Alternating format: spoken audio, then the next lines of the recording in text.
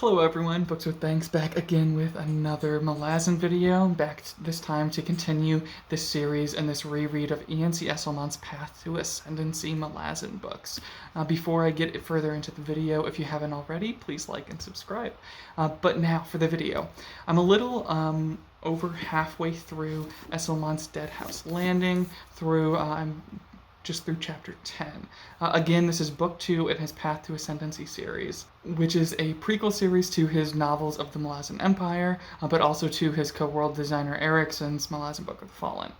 This book itself was originally published in 2017, and while I read the physical book back in 2019, I continue to use the audiobooks narrated by John Banks in this reread, or going back through this series. I enjoy his narration and the various voices and accents he uses to distinguish characters. Anyway, I wanted to go through and highlight a few things I'm finding I like more or less about this book this time around, and I will try to be rather vague so as to avoid spoilers. But I will say different characters use different names every now and then, and turn out to be characters we knew as someone else, or a different, more popular name in those later stories, those later series. So I might mention a character's name who, in Dancer's Lament, they might not come out right away and say that this is who this character is. A lot of it's heavily hinted. Esslemont hasn't really used these reveals as big twists or plot turns. It's more just kind of a game of how long will it take Malazan fans to recognize any such character eventually as going to become so-and-so. So yeah, I'll give character names. If you don't even want spoilers like that, I'd say turn away now and maybe come back once you've read this book. Other than that, no real spoilers.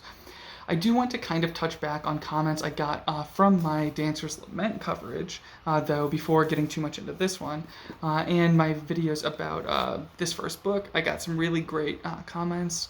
And first I had a couple people mention how Dancer's Lament, while certainly a prequel to a lot of the other Malazan books and stories, feels especially like a prequel to Book 2 of Esslemont's novels of the Malazan Empire, being Return of the Crimson Guard.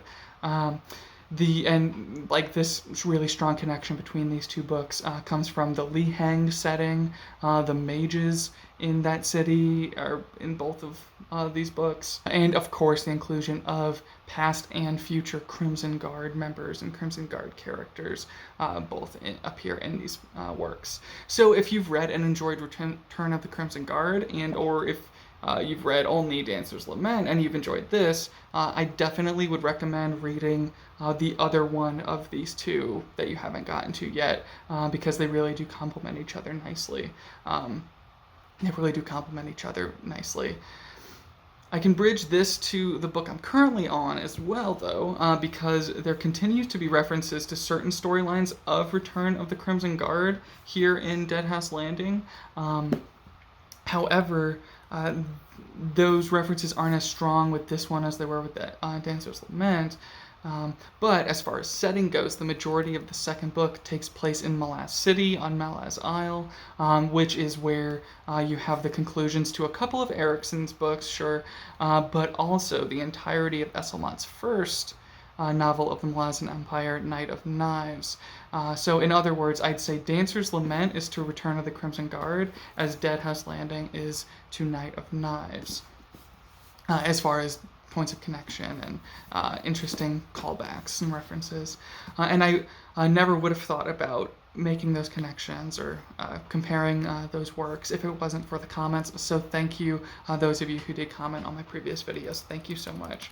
And then someone else pointed out how many direct and indirect references there are to the events of Ericsson's Carcanis series, all throughout Dancer's Lament.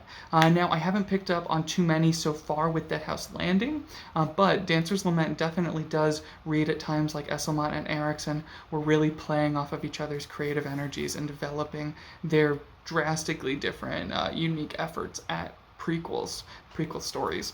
So if you enjoy Carcanis but haven't read Path to Ascendancy, definitely at least check out Book 1, Dancer's Lament, for how often the events of Carcanis are referenced therein.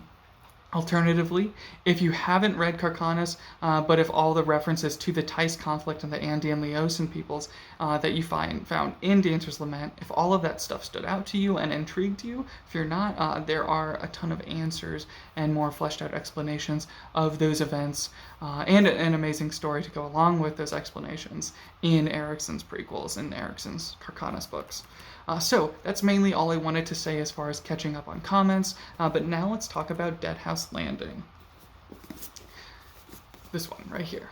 So our main duo, Wu and Dancer, they make their way to Malaz Isle and Malaz City, where they meet some political exiles of the Napan Isles. That's about as spoilery as I'll get on that front. Anyway, our two leads in the Napans, our two leads in the Napans wind up in charge of a bar called Smiley's, and then we begin a bit of a series of character intros and origin stories, different story threads filtering in all throughout this book. You get a story that continues to introduce Dassam, carrying over from Book 1, Dancer's Lament, but you also get a story that fleshes out some of these Napan characters that work at Smiley's. You get a story that introduces a character called Sail, or referred to as Sail. It's very, very clear who this woman is and who she becomes. You might get the origin or part of the origin story of Dujek in this book. Hairlock also might make an appearance. Calor might also have a bit of a storyline. And then definitely I want to mention that Tayshrin gets a fantastic origin story here. In short, all the other later books talk about the Old Guard, the founding members of the Malazan Empire, the closest confidants of Kellanved and Dancer, but maybe readers of those later series are left wondering a little bit where all these characters came from and how they all met. If Dancer's Lament is how Dancer met Kellanved, then Deadhouse Landing is how the two of them met everyone else, important for their story and the founding of the Empire. Unfortunately, I do think this book is stretched a little thin by juggling all of these different things. For one, it's a little shorter than the first book, and on top of that, I feel like Esslemont is juggling a larger cast, a larger number of disparate sort of story threads, and I can't remember exactly how every one of these storylines resolves, or how, or even if some of the stories, certain ones even eventually come together or not, but I am eager to get to the end of this one again. I also will say that for how confusing and odd the Azath houses are in all of the other books, the titular Dead House in this book in particular, I really enjoy the scenes that revolve around that setting, that really kind of specific location.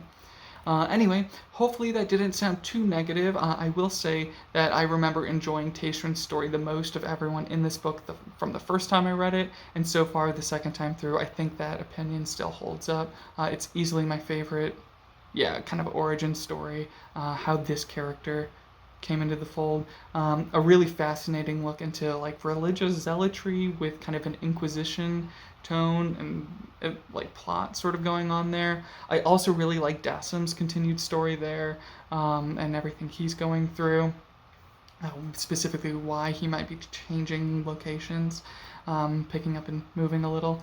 And maybe it's just that John Banks, the narrator, gets his tone and delivery spot on, but this time around I'm paying a lot more attention to the character Cartharon Crust than I did the first time I read it, and I really, really like Cartharon Crust this time around. All in all, I think that does it for my halfway check-in video on Deadhouse Landing. Please let me know down below some of your all's thoughts on this one, some of your favorite parts, least favorite parts, and if you agree or disagree with any of my takeaways so far. Thank you all so much for watching, and please stay tuned for my review of this one once I finish it, as well as a few other unique videos coming your way shortly. Thanks again. Have a good day. Bye.